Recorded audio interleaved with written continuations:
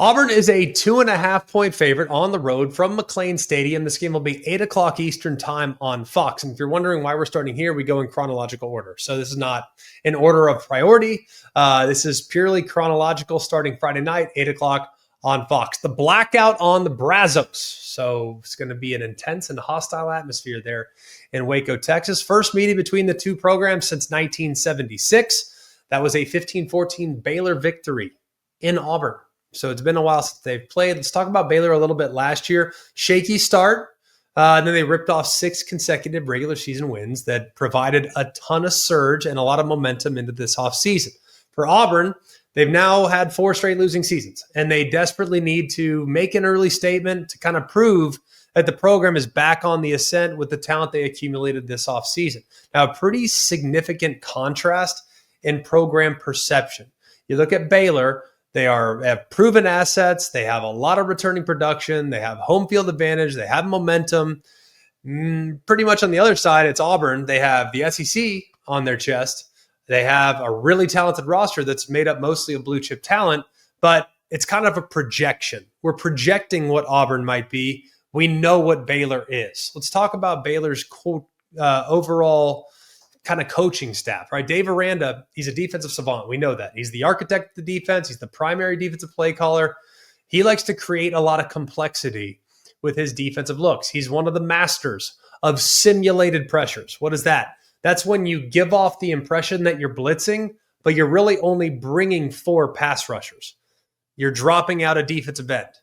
They have essentially abandoned position players. They like to use a lot of variety. They like to use hybrid players that could be pass rushers, drop back into coverage, or they could kind of just hold down the point and defend the run. They do a lot of different things. On the other side of the coin, it's Auburn's Hugh Freeze, who's tremendous as an offensive innovator.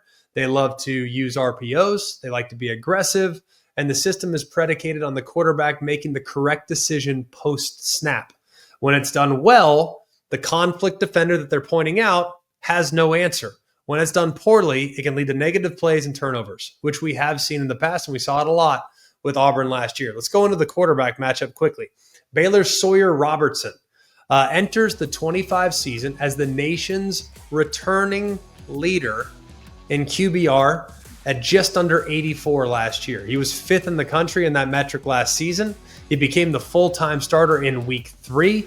He can hurt you with his legs. He added 230 yards on the ground last year and 4 touchdowns. And I think by season's end, he will be a household name. You got to watch this kid. He is the real deal. I loved watching him play. On the other side, it's Auburn's Jackson Arnold, top build recruit, 5-star prospect, starts his career at Oklahoma, had some flashes, but was pretty much inconsistent throughout his time with turnovers, with indecisiveness, with an unwillingness to throw the football, showcased willingness to run as the games went along and was tough down the stretch, but he's been up and down. All right, here's the questions that will determine the outcome. 1, can Auburn run the football? That's a big key because I think when you look at how Dave Aranda tries to scheme his defense, he wants to create a lot of confusion. How can you avoid allowing him to create confusion? That's by running the football. So if they can run it with an improved offensive line, that will be huge for Auburn and trying to dictate the tempo and dictate the situation and staying on schedule offensively. Question number 2, if Auburn can't run it, can Dave Aranda create confusion for Jackson Arnold? Look, we know that this defense is engineered to make it very difficult for the quarterback to know exactly who the read keys are going to be. You won't really know what the numbers advantages might look like. And a guy that might be looking like a pass rusher might ultimately drop right where you were hoping to throw it.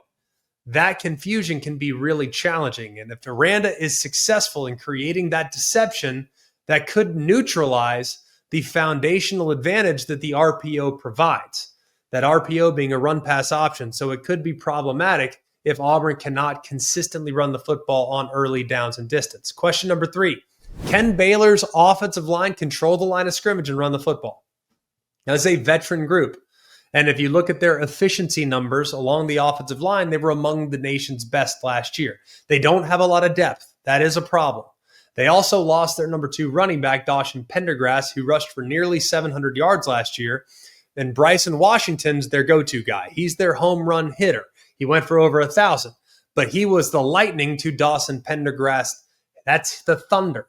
So losing the number 2 back, they also have another guy in promising freshman Michael Turner that's dealing with some injuries. Don't know if he's going to be available. So they're a little bit thin along the offensive line, and they're a little bit thin at running back. But if they can run the ball early, that'd be huge, because Bryson Washington was unbelievable last season. In just 10 and a half games, he ran for over 1,000 yards, 12 touchdowns, was a freshman All-American, and he's got game-breaking speed. He can go the distance at any point. And Auburn's front 7, they were a bit of a question coming into the fall camp. But all reports sound like they have developed into a real strength. They have individual talent along the front, led by Keldrick Falk. They also have a good nose tackle in Bobby Jemison-Travis. If those 2 guys play up to their potential, this group could go from being a question mark to being a strength very, very quickly. Question 4, can Auburn's weapons overwhelm Baylor's secondary? If you look at Auburn's wide receiver core, they have arguably one of the most talented groups in the entire SEC. Starts with Cam Coleman, the sophomore phenom, that's 6'3", big-bodied receiver that can be a dominant force. He had 8 touchdowns last year. He's projected to be one of the better wideouts in the country if utilized appropriately, but he's not alone. Eric Singleton, transfer over from Georgia Tech, back-to-back seasons of over 700 receiving yards while playing for the Yellow Jackets. He's got unbelievable top-end speed and can take the top off the defense at any point. They also have a couple other guys that will factor in to that rotation as well. Baylor's secondary is one of the bigger question marks entering this game. They struggled a little bit with consistency last year. They also have a couple guys that might be dinged up, led by their star, Carl Williams. Star being the position, not a superstar player, but that's the position, kind of that nickel position, hybrid safety, linebacker, cover guy. He's a little banged up. We'll see whether or not he actually can go. Question number 5, can Sawyer Robertson get the ball out before Auburn's pass rush gets home? That'll be a big question mark, because if Auburn's pass rush is improved and for whatever reason Baylor can't run the ball really well, Sawyer Robertson's going to have to elevate his game to the next level. If he can, that will neutralize any advantage that Auburn might have over Baylor. And then finally, question 6. And not every game will have 6 questions, but this one, there's a lot of tentacles to it. Could be an advantage for Baylor, by the way. Does special teams play a role in the game? Baylor has legit difference maker at punter that was nearly 50 yards per punt last year in Palmer Williams.